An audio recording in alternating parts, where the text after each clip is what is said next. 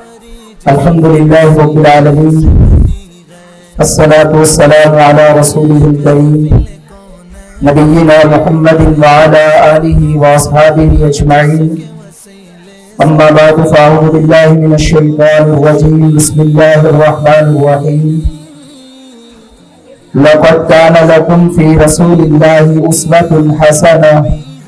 صدق اللہ العظیم. ہوں لاکھوں سلام اس آقا پر، بت لاکھوں جس نے توڑ دیے، دنیا کو دیا پیغام امن، طوفانوں کے رخ موڑ دیے. اس محسن انسانیت نے کیا کچھ نہ دیا انسانوں کو، دستور دیا، منشور دیا، کئی راہیں دی، کئی موڑ دیے. راکان گرامر اسکول کے عزیز طلباء و طالبات، اساتذہ کرام اور مینجمنٹ کے تمام ساتھیوں سے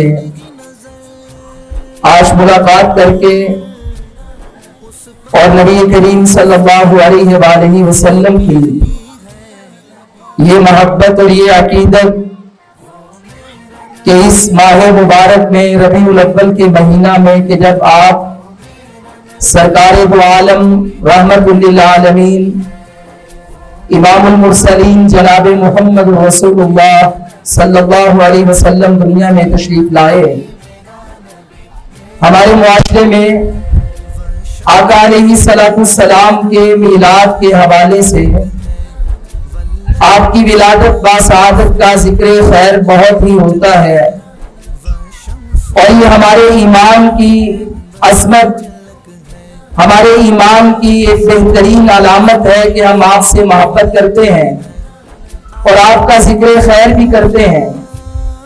لیکن نبی پاک علیہ السلام کو اللہ تعالیٰ نے دنیا میں جو مشن لے کر کے بھیجا ہے وہ آپ علیہ السلام کی سیرت اور آپ کا کردار ہے، جس سے ہمیں آپ کا مشن سمجھ آتا ہے. اللہ کے رسول علیہ السلام جب پیدا ہوئے تو آپ کی ولادت باسعادت پر تمام مکے والوں نے، تمام عرب نے خوشیاں منائی. جسے بھی آپ کو پتا چلا وہ بڑا مسرور ہوا. لیکن جب 40 سال کے بعد آقا علیہ السلام کو اللہ تعالیٰ نے نبوت سے سرفراز فرمایا کہ جس کے فیصلے اللہ تعالیٰ نے زمین و آسمان بنانے سے پہلے ہی لوح و قلم میں محفوظ کر دیے تھے کہ آپ اللہ کے آخری رسول ہیں. جب آپ نے اس کا اعلان کیا تو سارے مکے والے آپ کے دشمن بن گئے. آپ علیہ السلام کو ایذا دینے لگے، آپ کو ستانے لگے، راستے میں کانٹے بچھانے لگے. مسئلہ یہ سمجھ آتا ہے کہ آقا علیہ السلام کی ولادت باسعادت پر خوشی ہے، لیکن آپ کی جو رسالت ہے، آپ کا جو مشن ہے، نبی علیہ السلام کی جو دعوت ہے، اسے ماننے پر دنیا والوں کو مسئلہ پیش آیا. اور ایک مومن مسلمان کا یہی عقیدہ اور یہی نظریہ ہے. نبی پاک علیہ السلام سے محبت کا یہی اظہار ہے کہ ہم آقا سے محبت کا اعلان بھی کریں اور نبی علیہ السلام کی سیرت پہ چلتے ہوئے آقا علیہ السلام سے حقیقی محبت کا اظہار بھی کریں. اور یہ نبی علیہ السلام کی ہستی وہ مبارک ذات ہے کہ جس سے کائنات میں سبھی رہنمائی لیتے ہیں. آقا علیہ السلام نے ہمیں بتایا کہ ہم اللہ تعالیٰ کے حقوق کیسے ادا کریں. آپ علیہ السلام نے ہمیں نماز پڑھ کے دکھائی، نماز کی پابندی کر کے دکھائی. بلکہ معراج کی رات جب اللہ کے پاس گئے 7ویں آسمان سے اوپر، تو واپسی پہ جو تحفہ دیا گیا وہ نماز کا تحفہ ہے. نبی علیہ السلام نے وہ آ کے امت کو دیا، نماز پڑھ کے دکھائی، نماز کا طریقہ بتلایا، نماز 5 وقت کیسے پابندی سے ادا کرنی ہے وہ نبی علیہ السلام نے دکھائی. اور ایک بہترین کردار جو مثالی شخصیت بنانے کے لیے، کریکٹر سازی کے لیے ملتا ہے، کریکٹر بلڈنگ کے لیے ملتا ہے، تعمیر سیرت و کردار کے لیے ملتا ہے، وہ بھی نبی پاک علیہ السلام کی ذات مبارکہ سے ملتا ہے۔ آپ علیہ السلام کی عمر کا یہ 40واں حصہ ہے۔ 40 برس گزر کے 41واں سال شروع ہو رہا ہے۔ آپ علیہ السلام نے نبوت کا اعلان کرنے سے پہلے لوگوں کو آزمایا اور لوگوں سے کہا کہ مجھے بتائیے کہ میں نے 40 سال تم میں گزارے ہیں، کیا میں نے آج تک کبھی تم سے جھوٹ بولا ہے؟ سارے مکے والوں نے گواہی دی کہ آپ نے 40 سالہ زندگی گزاری ہے، آپ نے نہ کبھی جھوٹ بولا ہے، نہ کبھی امانت میں خیانت کی ہے، ہم نے ہمیشہ آپ کو صادق و امین پایا ہے۔ پیارے بچوں، یہ نبی پاک علیہ السلام کی جو زندگی ہے، یہ ضمانت اور گارنٹی 40 دنوں کی نہیں، 40 ہفتوں کی نہیں، 40 راتوں کی نہیں، 40 مہینوں کی نہیں، بلکہ زندگی کے 40 سالوں کی ہے۔ آج ہم سب کو بھی ایسا بننا ہے۔ ہمارے تو 40 گھنٹے گزرتے ہیں، ہم دن میں کئی بار جھوٹ بول چکے ہوتے ہیں۔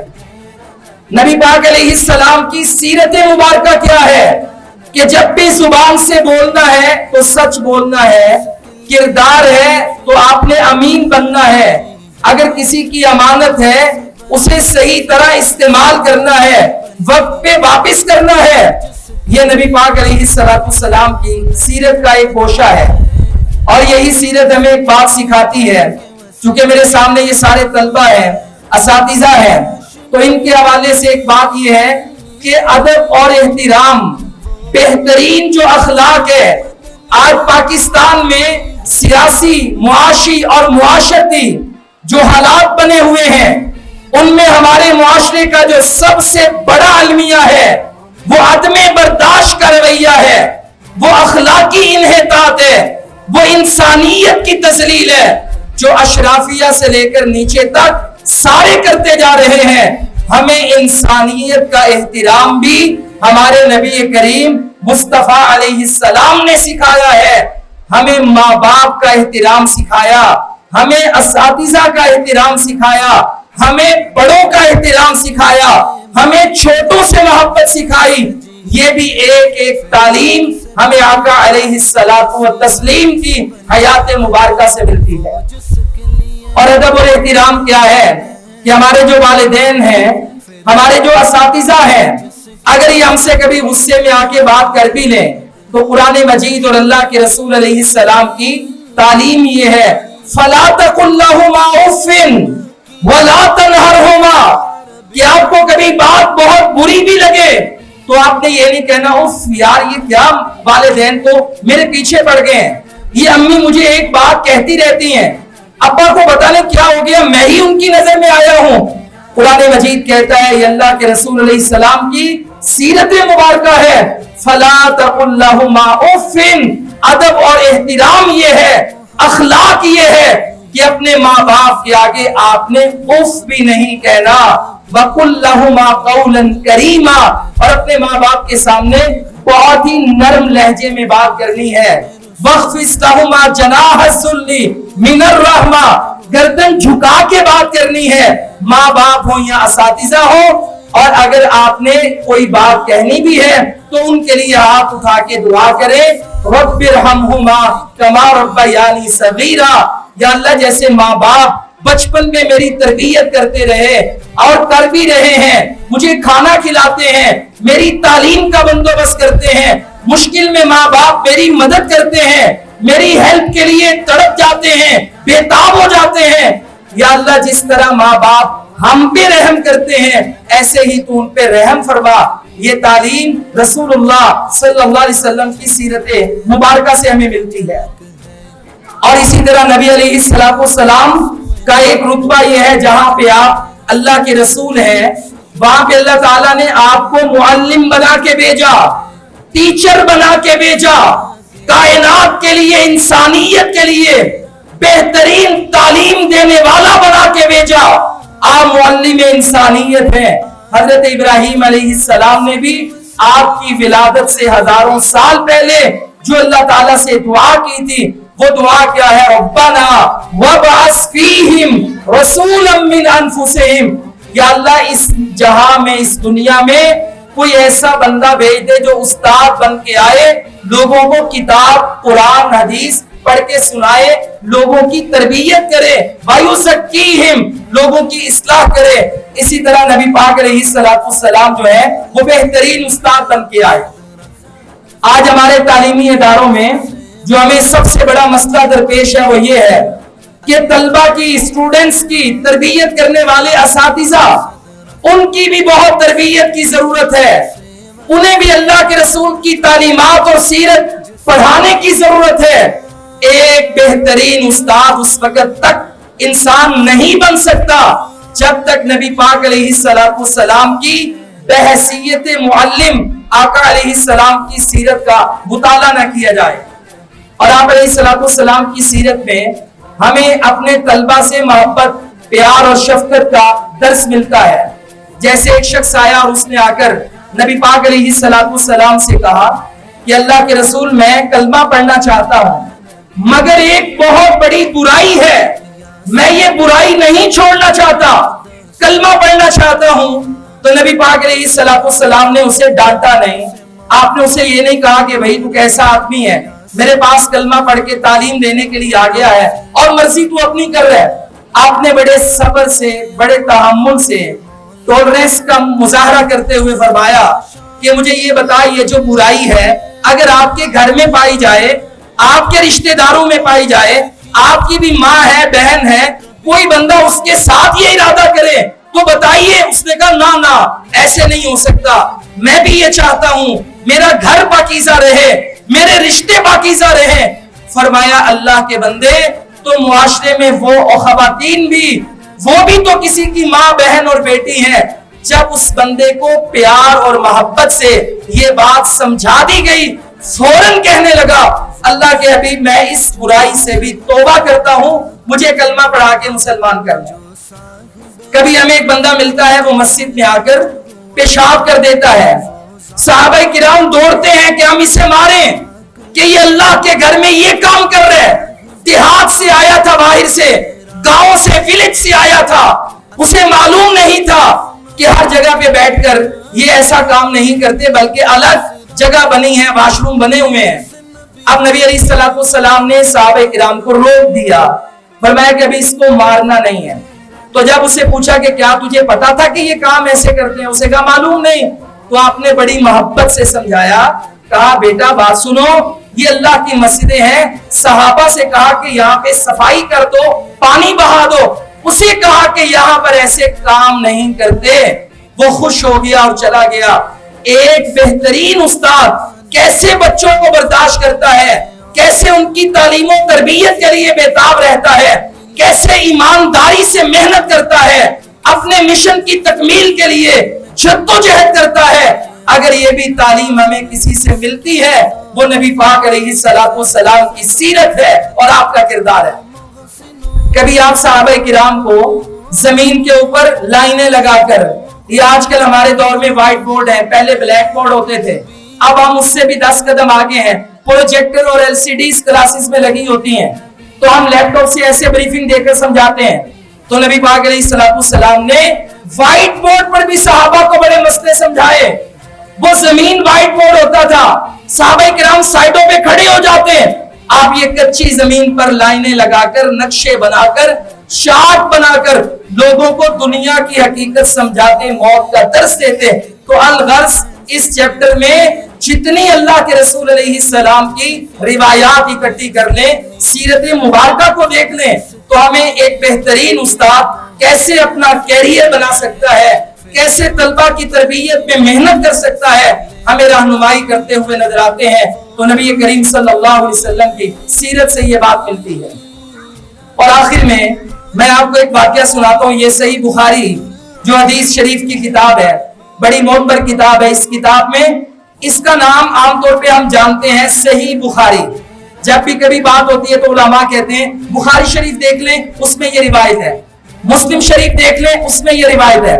لیکن آپ کو بتائیں کہ حضرت امام بخاری رحمہ اللہ تعالی جب اس حدیث کی کتاب کا نام رکھتے ہیں تو نام کیا ہے؟ ایک لمبا نام ہے لیکن شارٹ کر کے ہم کہتے ہیں صحیح بخاری. کتاب کا نام کیا ہے؟ الجامع الصحیح المسند المختصر من امور رسول اللہ صلی اللہ علیہ وسلم وسننہ وایامہ. یہ ایسی کتاب ہے جس میں اللہ کے رسول کی دن اور رات کی ایک ایک سنت کو جمع کر دیا گیا ہے. ایک ایک سنت. دنیا میں کوئی ایسا مسئلہ نہیں قیامت تک نہیں آ سکتا کہ جس میں رہنمائی نبی پاک علیہ السلام کی سیرت سے اور آپ کی حیات مبارکہ سے نہ ملتی ہو. وہ واقعہ کیا ہے وہ لے کر کے آئے. حضرت ابو سفیان ابھی مسلمان نہیں ہوئے تھے تو آپ شام کے اندر گئے تھے تجارت کے لیے. تو رسول اللہ صلی اللہ علیہ وسلم کا یہ خط شام کے بادشاہ ہرقل اس کو پہنچ گیا. اللہ کے رسول نے اسے دعوت دی کہ آپ مسلمان ہو جائیں. اب یہ خط مبارک عربی میں تھا. وہ بندہ جو شامی تھے عیسائی تھے وہ جانتے تھے عربی زبان سے بالکل ناواقف تھے تو ان کے لیے عبرانی زبان تھی. انہوں نے کہا کہ ہمارے پاس کچھ عربی آتے ہیں اور وہ آ کر تجارت کے لیے یہاں پہ اسٹے کرتے ہیں, پتہ کریں اگر کوئی عربی آیا ہے تو وہ ہمیں اس کی تعلیم دے دے. تو لہذا وہ آئے. اس نے آ کر ابو سفیان نے حضرت رسول اللہ صلی اللہ علیہ وسلم کا خط پڑھ کے سنایا. اب یہ جو اس وقت کا ایک بڑا بادشاہ ہے اس نے نبی علیہ السلام کے بارے میں جناب ابو سفیان سے نہ آپ کی نماز کے بارے میں پوچھا نہ آپ کی عبادت کے بارے میں پوچھا. اس نے کہا بتائیے وہ نبی سچ بولتا ہے کہ جھوٹ بولتا ہے؟ حضرت ابو سفیان نے کہا کہ ہم کلمہ تو نہیں پڑھا ہم نے لیکن ہم نے گواہی دی کہ اس پیغمبر نے آج تک کبھی بھی جھوٹ نہیں بولا صلی اللہ علیہ وسلم. کہا کہ ان کے ماننے والے دن بہ دن بڑھتے جا رہے ہیں کہ کم ہو رہے ہیں. کہا جو ایک بار اللہ کے حبیب کا کلمہ پڑھتا ہے وہ آپ کا ہو جاتا ہے, پلٹ کے آنا تو دور کی بات, تعداد بڑھتی چلی جا رہی ہے.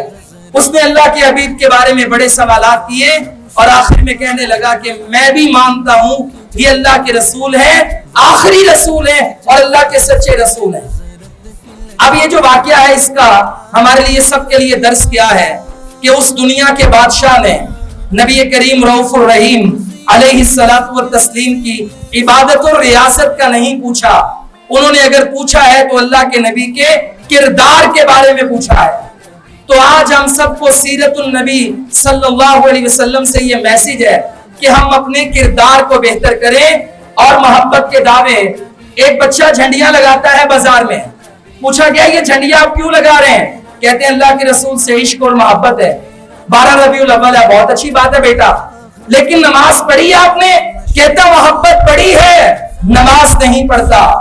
محبت پڑھی ہے مگر حضرت سیدہ فاطمہ, سیدہ عائشہ اور اللہ کے نبی کی ازواج و بنات کی سیرت پہ چلتے ہوئے آج ماں بہن بیٹی کے سر پہ دوپٹہ نہیں, چہرے پہ نقاب نہیں, محبت پڑھی ہے. اور یہ ایسے ہی ہے جیسے کوئی والدین اپنے بیٹے سے کہے بیٹا پانی پلا دو, کہ ابا جی آپ سے بہت محبت کرتا ہوں. ماما محبت بہت ہے, پانی میں نے نہیں پلانا. وہ کہ بیٹا بازار سے یہ چیز لا دو, محبت بڑی ہے لیکن میں بازار سے چیز نہیں لا کے دے سکتا. اچھا الغرض محبت بڑی ہے مگر میں آپ کی بات نہیں مانوں گا. تو جواب ملے گا بیٹا زبانی کلامی محبت نہیں ہوتی. اگر تجھے محبت ہے تو اظہار بھی کر, اگر تجھے محبت ہے تو میری بات بھی مان.